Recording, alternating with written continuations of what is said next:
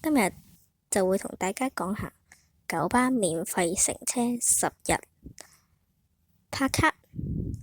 即享優惠，無限搭480條嘅巴士路線。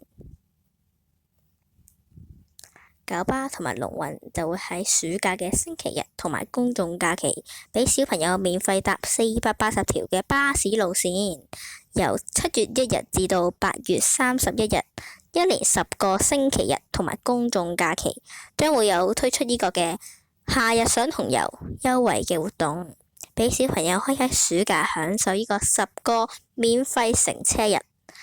有合資格小童八達通嘅3歲至到11歲嘅小朋友，只需喺指定嘅日子，即係星期日同埋公眾假期，以八達通拍卡，即可免費搭九巴同埋龍運路線。咁夏日想同遊嘅優惠日期就係7月1日、7月6日、7月13日、7月20日、7月27日、8月3日、8月10日、8月17日、8月24日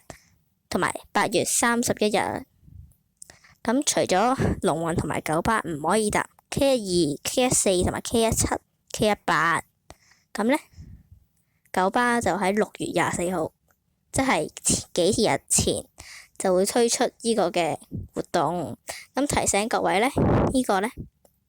架巴士除咗喺九巴同埋龍運之外呢，今年嘅夏日想同遊嘅主題都變咗。今年嘅主題以黃色主調，